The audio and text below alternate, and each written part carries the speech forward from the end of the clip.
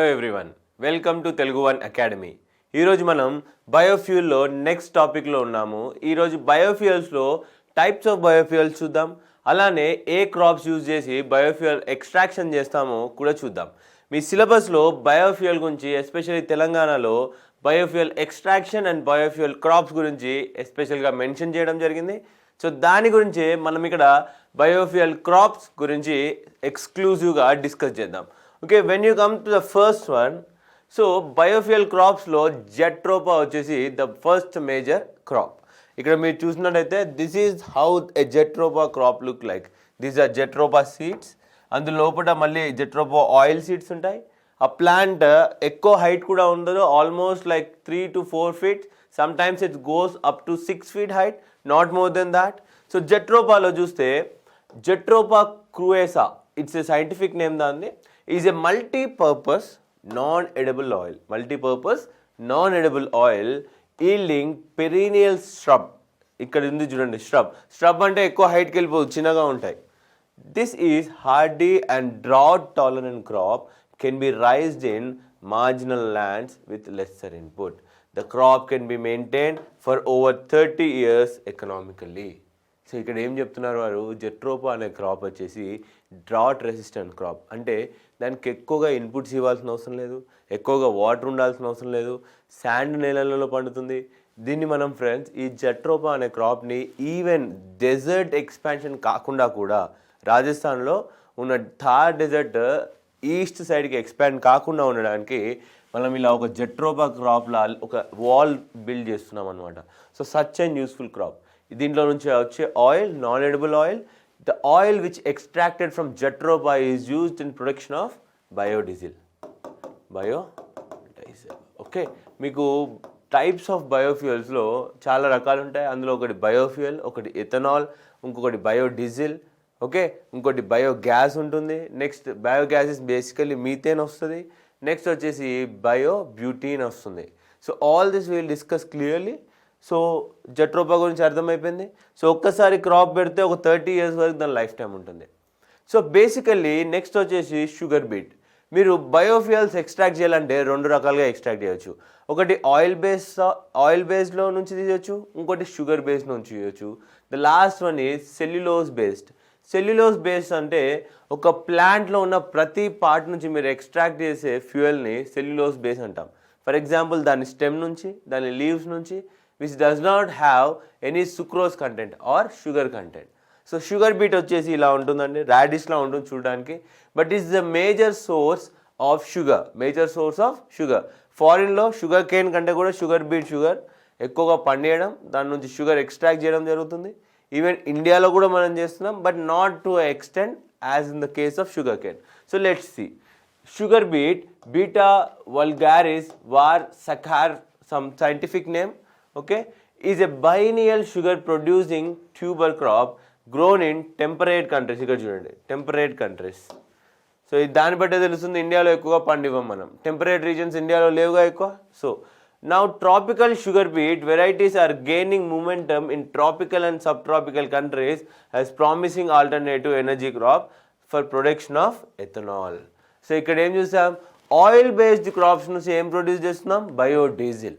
Sugar based crops నుంచి ఏం produce చేస్తున్నామండి, ethanol biofuel. See sugar is equal to ethanol. Even మనం sugarcane నుంచి కూడా ఎథనాల్ ప్రొడ్యూస్ చేస్తాం.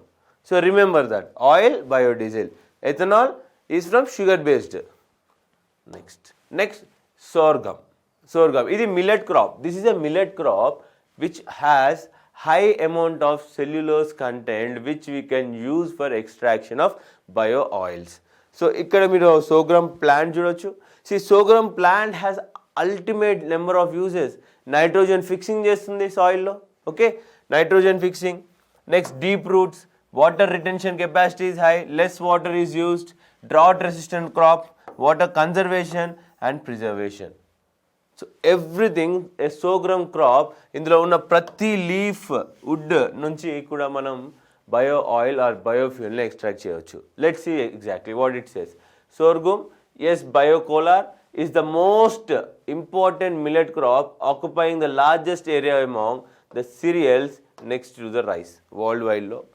It is mainly grown for the grain and fodder. Okay, ఈ mainly grain మనం తినడానికి యూజ్ చేస్తాం, దాని మిగతా బ్రాంచెస్ కానీ లీవ్స్ కానీ ఫాడర్కి యూజ్ చేస్తాం.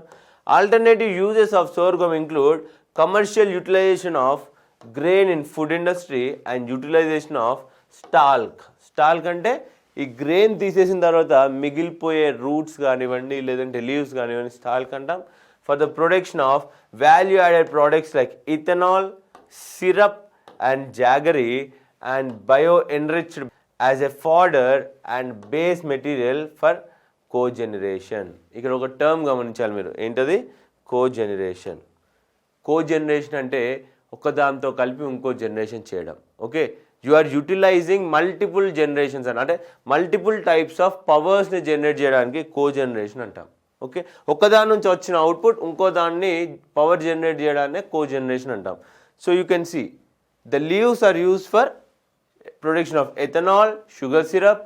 సో ఎక్కడైతే షుగర్ ఉంటుందో అక్కడ మీరు బేసికల్ ఒకటి రాసేయండి ఎథనాల్ ప్రొడక్షన్, ఎక్కడైతే ఆయిల్ ఉంటుందో అక్కడ రాసేయండి biodiesel.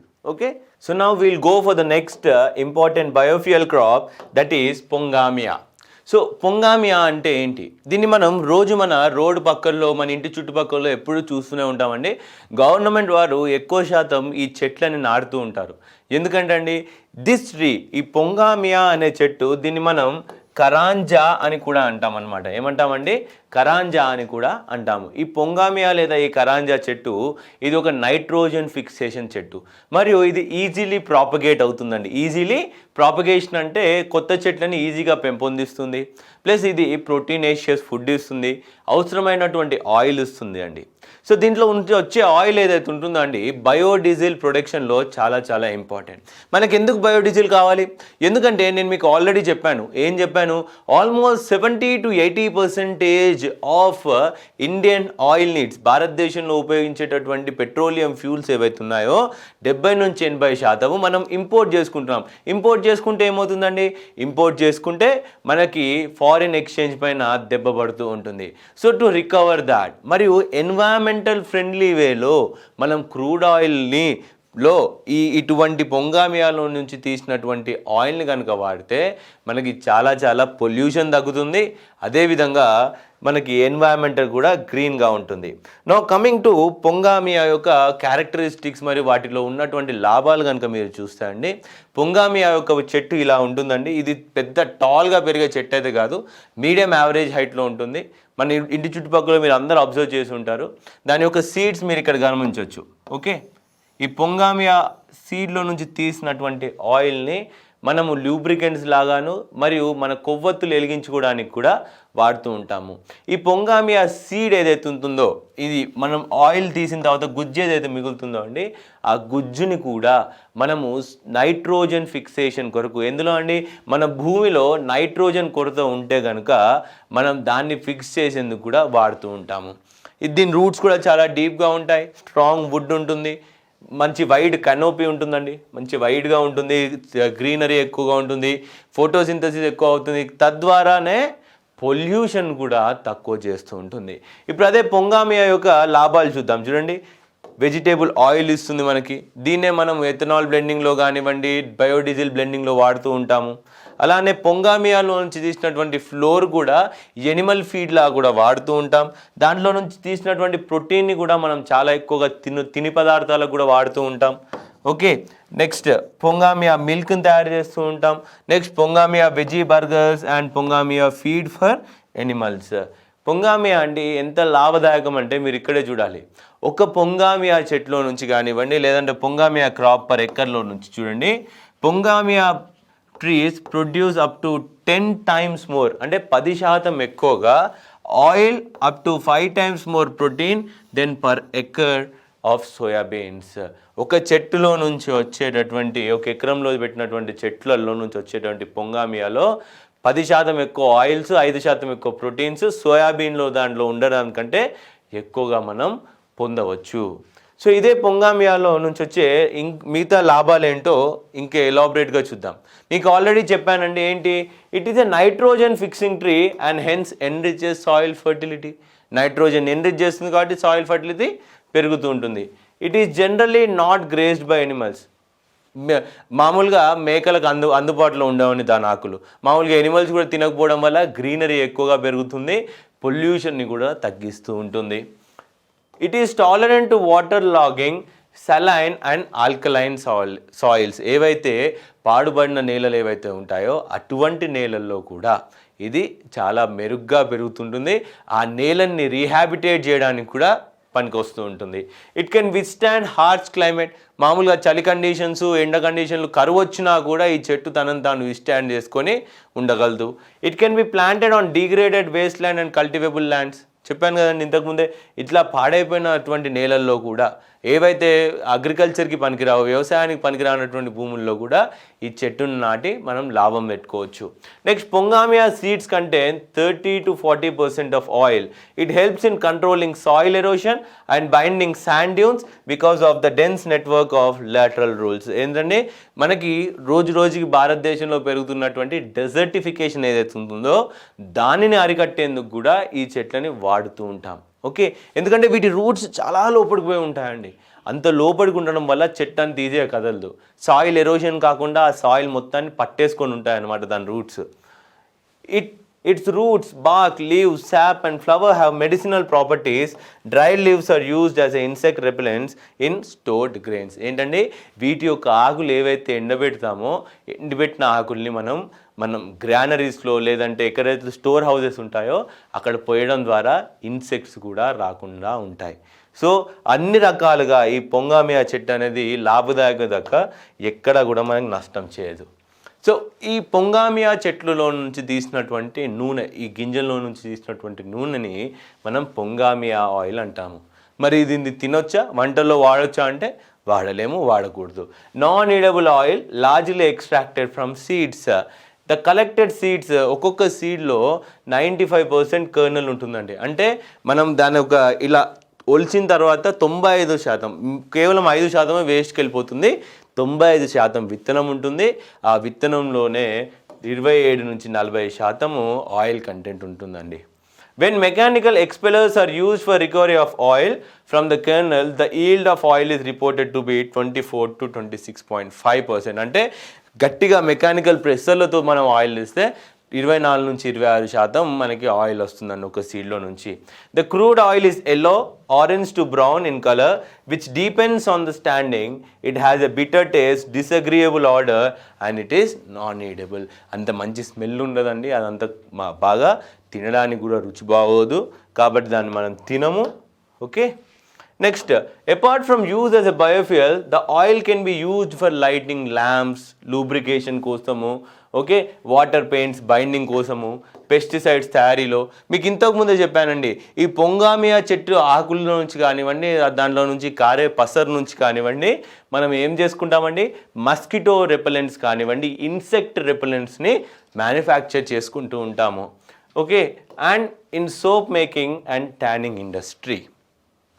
The oil is known to be used for the treatment of rheumatism and human and animal skin diseases.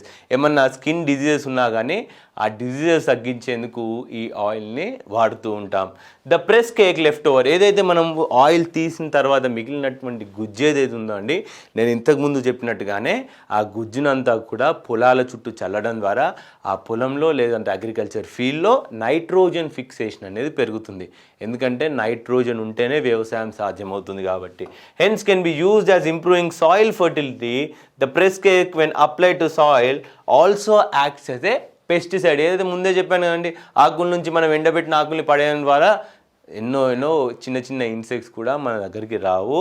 Value particularly against nematodes అనే జాతికి చెందినటువంటి ఇన్సెక్ట్స్ దగ్గరికి రావు. మరి ఈ పొంగామియా సీడ్ ఆయిల్కి పెట్రోల్ అండ్ స్టాండర్డ్ పెట్రోలియం డీజిల్కి మధ్యలో వ్యత్యాసం ఏంటి, అసలు వాటి మధ్యలో ఉన్న డిఫరెన్స్ ఏంటి అంటే, పొంగామియా seed oil as a biofuel has physical properties very similar to conventional diesel. మనం రోజు వాడేటువంటి డీజిల్కి ఉన్నటువంటి పూర్తి ప్రాపర్టీస్ కూడా పొంగామియా ఆయిల్లో పూర్తిగా ఉన్నాయి. కాబట్టే మనం పొంగామియా ఆయిల్ని డీజిల్తో బ్లెండ్ చేసేందుకు, బయోడీజిల్ తయారు చేసేందుకు ఉపయోగిస్తూ ఉన్నాం. It is however a clean fuel and than conventional diesel. ఒకటే తేడా ఏంటంటే, పొంగామియా ఆయిల్ మనం క్రూడ్ ఆయిల్ నుంచి తీసినటువంటి డీజిల్ కంటే కూడా ఎంతో గ్రీన్ మరియు క్లీన్ ఎనర్జీ. కాబట్టి ఫ్రెండ్స్, చెట్లు పెంచడం ద్వారా ఎన్ని లాభాలు ఉన్నాయో మీకు ఆల్రెడీ అర్థమైపోయి ఉంటుంది. సో నెక్స్ట్ వచ్చేసి ఆల్గే నుంచి ఎలా ప్రొడక్షన్ చేస్తాము అనేది చూద్దాం. Will deal with algae.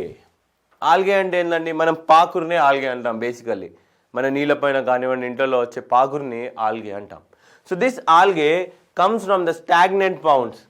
అలానే నిల్వ ఉన్న నీళ్ళల్లో ఎక్కువగా వరకు మనకు పాకురు కనిపిస్తుంది. Okay, in the natural world and more recently algae farms. ఇది ఆల్గే ఫార్మ్ అండి. మీరు ఇక్కడ ఈ పిక్చర్ చూసినట్టయితే దీస్ ఆర్ లార్జర్ ట్యాంక్స్ అనమాట. ఇలా పెద్ద పెద్ద ట్యాంక్స్ ఉంటాయి. ఈ ట్యాంక్స్లో ఏం చేస్తామంటే నీళ్ళు, especially we used sludge waste లేదా మనకి డ్రైనేజ్ నుంచి వచ్చిన వాటర్ ఏవైతే ఉంటాయో అక్కడ స్టోర్ చేయడం ద్వారా, ఇప్పుడు ఒకవేళ డ్రైనేజ్ నుంచి వాటర్ వచ్చాయండి, ఇందులో స్టోర్ చేశాను నేను, అప్పుడు ఏమవుతుంది, డ్రైనేజ్ వాటర్ అంటే అందులో అంతా సెడిమెంట్స్ ఉంటాయి, చెత్త చెత్త అంతా ఉంటుంది. అది అలానే స్టోర్ చేసి పెట్టినప్పుడు ఆ చెత్త అంతా వెళ్ళి కింద సెటిల్ అయిపోతుంది. ఓకే, ఈ కింద సెటిల్ అయిపోయిన తర్వాత ఈ వాటర్ పైన ఆల్గే గ్రోత్ స్టార్ట్ అవుతుంది. సో మనం ఈ కింద ఉన్న సెడిమెంట్ అంతా బయటికి ఫ్లష్ చేసేస్తాం, కానీ ఈ ఆల్గే వాటర్ నుంచి ఆల్గేని ఎక్స్ట్రాక్ట్ చేస్తాం. ఆల్గేని ఎక్స్ట్రాక్ట్ చేసి ఆ ఆల్గే నుంచి మనం బయోఫ్యూయల్ని ప్రొడ్యూస్ చేసుకుంటాం. ఎలానో చూద్దాం. Which produces the plant for specific purposes for creating biofuel. Biofuel. Okay, so ఇలా ట్యాంక్స్లో స్టోర్ చేసి అక్కడ ఆల్గేని ప్రొడ్యూస్ చేస్తాం. Because you know what, drainage water is also a rich source of nutrients. ఎందుకంటే దానిలో చాలా న్యూట్రియంట్స్ ఉంటాయండి. ఆ న్యూట్రియంట్స్ అన్నీ కూడా ఆల్గే గ్రోత్కి ప్లస్ పాయింట్ అవుతాయి. సో అడ్వాంటేజెస్ ఆఫ్ ఆల్గే ఫోక్యుడి ఆన్ ఫాలోయింగ్స్. సో ఆల్గే మనం ప్రొడ్యూస్ చేయడం ద్వారా లేదా ఆల్గే నుంచి తీసిన బయోఫ్యూయల్ ద్వారా మనకున్న అడ్వాంటేజెస్ ఏంటి? Okay, no CO2 back into the air. ఎందుకంటే ఆల్గే ఆల్రెడీ CO2 అబ్జర్వ్ చేసుకుంటుంది. Algae is the richest source of carbon dioxide. Okay, అది చాలా వరకు కార్బన్ డైఆక్సైడ్ని అబ్జర్వ్ చేసుకుంటుంది. సో అడ్వాంటేజెస్లో మీరు చూడొచ్చు, ఆల్గే ఏం చేస్తుందండి, అట్మాస్ఫియర్లో ఉన్న కార్బన్ డైఆక్సైడ్ని అది మొత్తం అబ్జర్వ్ చేసుకొని దాన్ని ఒక ఫ్యూయల్ లెక్క మారుస్తుంది. సో ఇక్కడ మళ్ళీ ఆల్గే నుంచి తయారు చేసిన బయోఫ్యూయల్ మీరు యూజ్ చేస్తే అమౌంట్ ఆఫ్ కార్బన్ డైఆక్సైడ్ దానిలో నుంచి వచ్చింది చాలా తక్కువ when compare to the amount of carbon dioxide it observed. అందుకే దాన్ని ఏమంటున్నాం, algae no CO2 is back into the atmosphere అంటున్నాం. అది అబ్జర్వ్ చేసిన దానికంటే కూడా చాలా తక్కువ పర్సెంట్ అది ఎమిట్ చేస్తుంది. So zero carbon emission, self generating biomass. దాన్ని ఎవరు ఏదో పెద్దగా ప్రొడక్షన్ ఇన్పుట్స్ ఇవ్వాల్సిన అవసరం లేదు, దానికి అదే పెరుగుతూ ఉంటుంది. Algae can be produce up to 300 times more oil per acre than conventional crops. ఇది ఇంపార్టెంట్ పాయింట్, మీరు రాసుకోవాలి.